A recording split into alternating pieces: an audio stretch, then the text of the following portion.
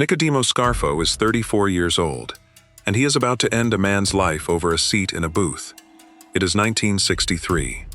The Oregon Diner sits on Oregon Avenue in South Philadelphia, the kind of place longshoremen fill after a shift on the docks.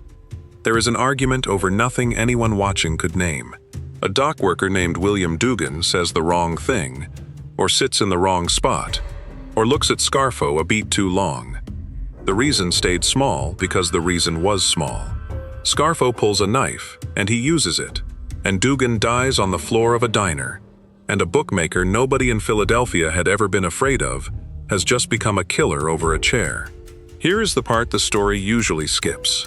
The man at the top of the Philadelphia crime family in 1963 was Angelo Bruno, and they called him the Gentle Don because he had earned it. He made his money quietly. He settled his disputes with conversation. And when Bruno looked at what Scarfo had just done, killing a working man in a public diner over an insult only Scarfo could hear, he did not see a soldier worth having. He saw a liability. So Bruno took the liability and moved it 60 miles away, into a rotting beach town nobody wanted, a place called Atlantic City. That was supposed to be the end of Nicodemo Scarfo. In that beach town, the exile started a small concrete company and called it Scarf Incorporated. Within 15 years, that concrete would sit inside the foundations of $1 billion wall of casinos rising off the boardwalk sand, an empire this discarded bookmaker would come to own. So how does a man the whole machine could read in one afternoon, a man his own boss threw away to be rid of him, end up running a city and dragging it into the ground behind him? Everyone in Philadelphia would eventually swear they never saw it coming. The record says they saw it in 1963. Nobody was paying attention to the quiet man down the shore. That was going to change, but not for years, and the years of waiting are where this story actually lives. Before there was Little Nicky, the tabloid monster of the 1980s, there was only Nicky Scarfo, and he was not much. He was born in New York on March 8, 1929, and raised in South Philadelphia. As a young man, he boxed a little, an amateur with decent hands and nowhere to take them. He came up as a bookmaker under his uncles, the Piccolos, running numbers at the low end of the operation. When Bruno shipped him to Atlantic City, it was not a promotion. It was storage. For a while, Atlantic City was exactly the punishment Bruno intended it to be. In the early 1970s, the town was broke, the grand hotels were rotting, and the boardwalk was a place people left. Scarfo lived modestly on North Georgia Avenue, in a building owned by his own mother, Catherine. He was a made man marooned in a dying resort, running small rackets, waiting on a phone call from Philadelphia that would tell him he mattered again. Then, in 1976, the state of New Jersey legalized casino gambling in Atlantic City. The exile had landed, by pure accident, on top of a gold mine. The man Bruno sent away to be forgotten was suddenly sitting in the one town in America about to fill with more cash than anyone could count. Scarf Incorporated began pouring concrete for the casinos climbing up along the boardwalk. Money that used to arrive in an envelope now arrived in a truck. The casino money is the easy part of this story to tell. The hard part, the part that actually explains everything that came after, happened in 1979. A cement contractor named Vincent Falcone made some disparaging comments about Scarfo and his nephew, a young man named Philip Leonetti. Not threats, comments. And for that, Scarfo decided Vincent Falcone had to die. He sent Leonetti to do it, in a condo in Margate. And when Falcone was dead on the floor, Scarfo looked down at the body and said something a witness would one day repeat under oath in a federal courtroom. He said, "I love this. I love it." Hold on to that sentence. It is 1979, 2 full years before Scarfo runs anything at all, and he has just taught the men closest to him the only rule he would ever govern by. In this family, disrespect and death were going to be the same word. And the nephew who pulled that trigger, Philip Leonetti, would one day sit in a witness chair and help send his uncle away for the rest of his life. But we will get there. Picture yourself at one of Nicky Scarfo's tables. You have already watched this man order the death of someone whose only offense was a comment. Staying loyal might keep you breathing, or it might make you the next name on his list. because with Scarfo you can never be sure which way he is looking. Turning government witness means you live, but you carry the word rat for the rest of your life, and so does your family, and so do your kids. Sitting at that table, not knowing which way the wind is about to turn, which one do you pick? Tell me in the comments. And if you are new here, I build these from trial transcripts and federal records every week, so subscribe before the next one goes up. So that is who Philadelphia was about to crown. And the timing could not have been worse, because the two men standing between Scarfo and the top of the family were about to die within a year of each other. On March 21, 1980, Angelo Bruno, the gentle Don, the man who had exiled Scarfo to keep the peace, was sitting in a parked car outside his own row house in South Philadelphia when a single shotgun blast took off the back of his head. The peace he had guarded for 20 years died in that car with him. The man behind the hit, a consigliere named Antonio Caponegro, had done it without New York's blessing, and the commission does not forgive a boss killed without a vote. Caponegro turned up dead soon after. Then came Phil Testa, the man they called the Chicken Man, who took the top seat and held it for almost exactly 1 year. On March 15, 1981, Testa walked up the front steps of his house on Porter Street, and a bomb packed with roofing nails detonated under his porch and killed him where he stood. 2 bosses in 12 months. And when the smoke settled and New York sat down to decide who would run what was left, they passed over a rival who was sure the job was already his, a man named Peter Casella, and reached instead for the exile the bookmaker Bruno had thrown away. Nicodemo Scarfo came back from Atlantic City to inherit a family that had just buried 2 kings in a single year, and he brought his nephew up with him, making Philip Leonetti his underboss, the youngest underboss in the modern history of the American Mafia. Almost no one paused to ask whether the most violent man in the room was the right one to hand it all to. He did not climb up there alone in another sense either. His closest muscle in those years was a young man with a golden name, handsome and fearless and loyal, the son of the murdered Chicken Man himself. His name was Salvatore Testa, and everyone called him Salvi. Scarfo treated him like the son he never had. Salvi was the future. Everyone said so. Keep him in your mind, because we are coming back to Salvi Testa, and what happens to him is the exact moment this entire thing turns over. The throne was his now. And the first thing Nicodemo Scarfo did with real power was invent new ways to make money, and new reasons to kill.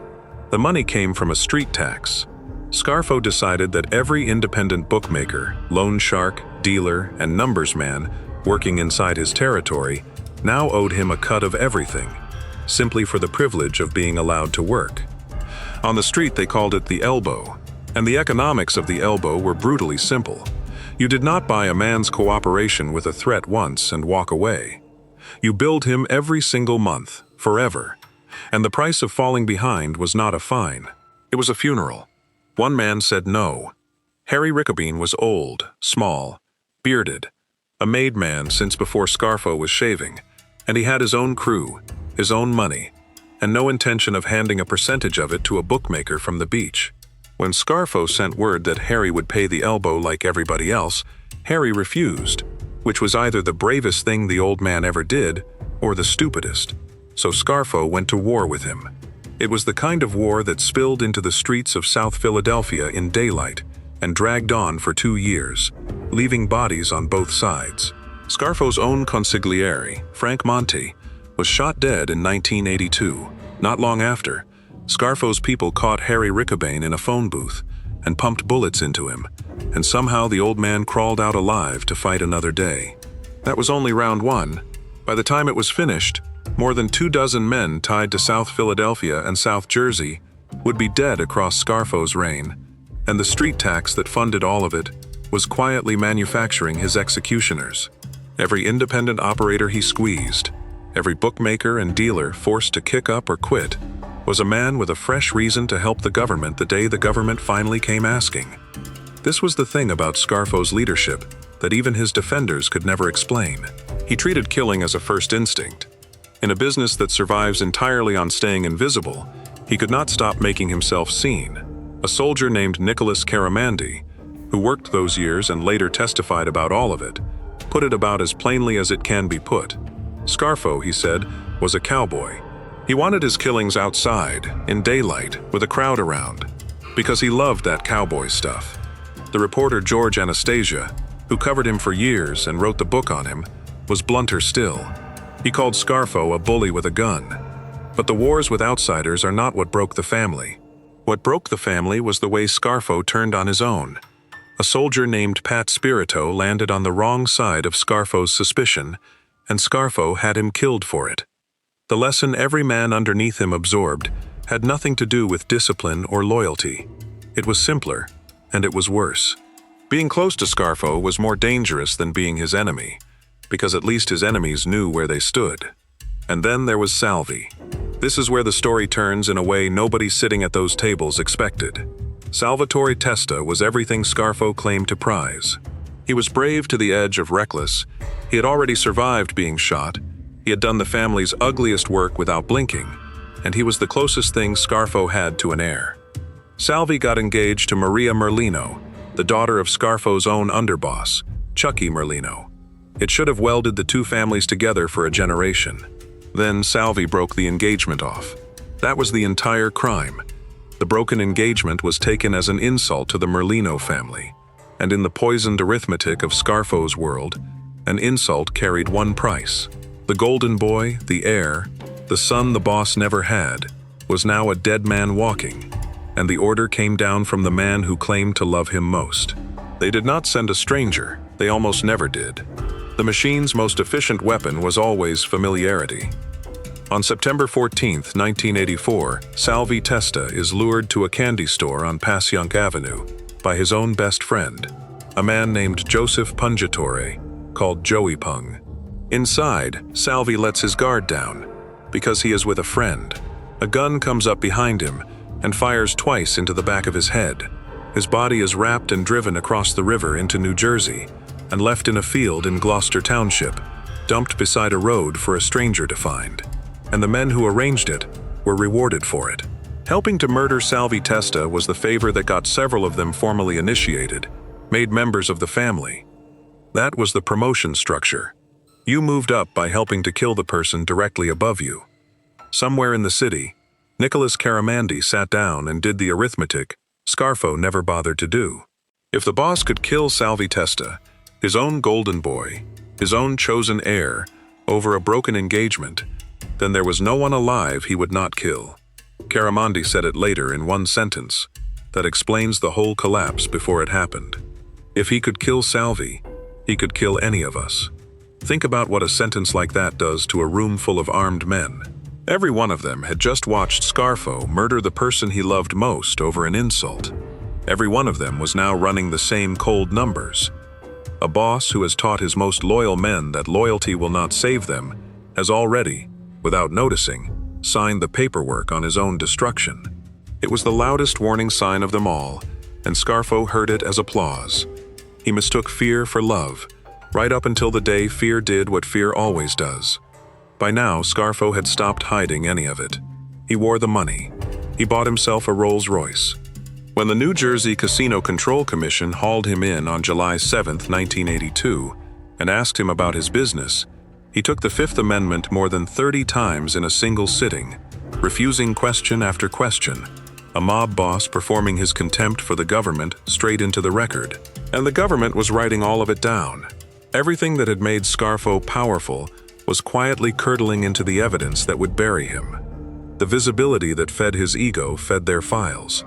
The street tax that made him rich handed prosecutors dozens of victims who would eventually talk. The bodies he left out in daylight gave them witnesses with eyes. He had spent years building a machine that ran on fear, and fear is the least reliable glue there is. The end, when it finally came, started with a building. A developer named Willard Rouse wanted to put up a high-rise on the Philadelphia waterfront, and Scarfo's people saw a payday. Through a city councilman named Leland Beloff, they demanded $1 million from Rouse, simply to let the project go forward. It was extortion in its purest form, muscle in a suit, and it was exactly the kind of scheme that pressed Scarfo's fingerprints onto something federal prosecutors could carry into a courtroom. In January of 1987, Nicodemo Scarfo was arrested at the Atlantic City airport. He would never walk free again. The clock that had started ticking in a South Philadelphia diner 24 years earlier had finally run all the way down, and the man who could hear it least was the one it had been counting toward the whole time. For a while, it still looked like Scarfo might beat all of it. In May of 1988, he stood trial in state court for the murder of Salvi Testa, and he was acquitted, found not guilty of killing his own heir. His defense attorney, a young lawyer named Oscar Goodman, was reportedly so thrilled that he celebrated in a hotel bathrobe, running up a tab on champagne and cognac. Scarfo walked out of that courtroom untouched. He celebrated. He should not have, because while Scarfo was beating murder charges one at a time in state court, the federal government was assembling something he could not out-lawyer. That was the story the public saw. A boss who kept walking out of courtrooms. The grand jury was hearing a very different story. Prosecutors had spent years turning Scarfo's own logic against him, because every man Scarfo had ever frightened was a man the FBI could now offer a door out. And then they started walking through it. First came Thomas Del Giorno, a captain who had sat at Scarfo's tables and knew where the bodies were because he had helped make some of them. What Del Giorno carried in his head was worth more than any wiretap. His information alone helped investigators clear more than 20 killings that had sat open for years, cases that closed all at once because a man who had helped commit them decided he would rather talk than end up in a field himself. Then came Nicholas Caramandi, the soldier who had already done the math on Salvi. Then Lawrence Merlino, a capo they called Yogi. Then a soldier named Eugene Milano. And then the one there was no surviving. Philip Leonetti, the nephew, the underboss, the young man Scarfo had sent to kill Vincent Falcone back in 1979, walked into a federal courtroom and testified against his own uncle. 5 made members of a single crime family, turning on their own boss. It had never happened anywhere in America like this. George Anastasia, who watched the whole thing collapse, noted that Philadelphia went on to produce more cooperating witnesses than any mafia family in the country. Scarfo built that record himself. For most of those men, cooperation bought exactly what Caramandi had gambled on: reduced sentences, new names, a life on the far side of the only world they had ever known. All of it traded for the one thing Scarfo had taught them to fear more than prison. Every one of them was testifying for the reason Caramandi first said out loud. If he could kill Salvi, he could kill any of us. On November 19, 1988, 6 months after he beat the Salvi Testa murder charge, Nicodemo Scarfo was convicted in federal court, under the racketeering law they call RICO. The jury held him responsible for 32 separate criminal acts, among them 8 murders and 4 attempted murders, along with extortion, gambling, loan sharking, and drug dealing. He did not fall alone. 16 of his co-defendants went down with him in that one case, the leadership of an entire crime family convicted inside a single courtroom. On May 11, 1989, the judge sentenced Scarfo to 55 years in federal prison. He was 60 years old. The government's own sentencing memorandum did not bother with restraint. It called him a remorseless and profoundly evil man who had made himself one of the most powerful criminals in the United States. The number meant he would die inside, and everyone in that courtroom understood it.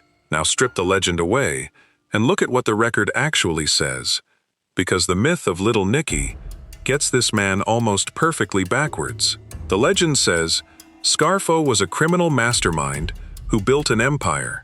The record says he was handed a functioning, disciplined, profitable crime family that had survived for decades under Angelo Bruno's quiet hand, and he burned it to the ground in about 7 years. The empire was handed to him intact, and he destroyed it faster than any boss in modern American history. The legend says Little Nicky was a monster who erupted out of nowhere in the 1980s. The record says the monster was standing in plain sight in 1963, in a diner, with a knife over a chair. It says the monster announced himself again in 1979, standing over Vincent Falcone's body, saying, "I love it." The warning signs were never missed. Angelo Bruno read the very first one so clearly that he exiled a man over it. Everyone who came after Bruno read them too. They simply decided the money was worth the risk. And the legend says, Scarfo beat the system. He did beat the Salvi Testa murder charge. He was even convicted of murdering another Philadelphia figure, Frank D'Alfonso, a man they called Frankie Flowers, who was gunned down in 1985 as he stopped to light a cigarette near the Italian market. And then that conviction was overturned, and Scarfo was acquitted of it at a retrial in 1997. But the acquittals are the cruelest joke in the whole story. The cases the government could not make against him did not matter in the end. The men Scarfo could not keep loyal did what no prosecutor ever managed. He was not brought down by the government he taunted. He was brought down by the family he terrorized. So where did all of them land? Chucky Merlino, the underboss whose daughter's broken engagement helped get Salvie killed, died in a federal prison in Texas in 2012. His brother Yogi died in witness protection in 2001, living out his last years under a new name with no home he could ever go back to. Harry Riccobene, the little bearded man who refused to pay the elbow and survived a phone booth full of bullets, died in a Pennsylvania prison cell in the year 2000. Philip Leonetti, the nephew who had pulled the trigger on Vincent Falcone, cooperated so completely that his 45-year sentence was cut down to barely 5, and he walked out in 1992, vanished into an assumed name, and remains, as far as anyone knows, alive today, an old man who helped bury his own uncle. And then there is Scarfo's son. On Halloween night in 1989, with his father already locked away, Nicodemo Scarfo Jr. was eating dinner at a restaurant called Dante and Luigi's in South Philadelphia when a man in a Batman mask walked in, pulled a submachine gun out of a trick-or-treat bag, and opened fire on him. The son lived. He went on to get himself formally inducted, not into his father's wrecked Philadelphia outfit, but into a New York family, the Lucchese's. And in 2014, he was convicted in a massive financial fraud and sentenced to 30 years. The bloodline stayed in the life. The life kept its promise to the bloodline. Nicodemo Scarfo himself died on January 13, 2017, in a federal prison medical center in Butner, North Carolina. He was 87 years old, and he had been locked up for 30 of those years, outliving his empire, his reputation, and nearly every man who had ever feared him. There was no grand funeral. There were no crowds, no motorcade of black cars, no eulogies from powerful men. The boss who had demanded the entire world watch him died exactly the way the government had always wanted him to, quietly and alone. The warning signs were never hidden. In this life, they never are. Angelo Bruno saw precisely what Nicodemo Scarfo was in 1963 and shipped him 60 miles down the shore to become somebody else's problem. Every man who came after Bruno saw it too. They just decided the concrete money and the casino money and the street tax money were worth standing next to a man who murdered the people he loved. The signs were red. They were only outbid. And the casinos that Scarf Incorporated helped pour still stand on that boardwalk today, holding up the skyline of a city that has forgotten the name of the exile who mixed their foundations. The concrete outlasted the family. It outlasted the empire. It outlasted the king, who went into the cold ground of North Carolina, having never once poured a thing that held.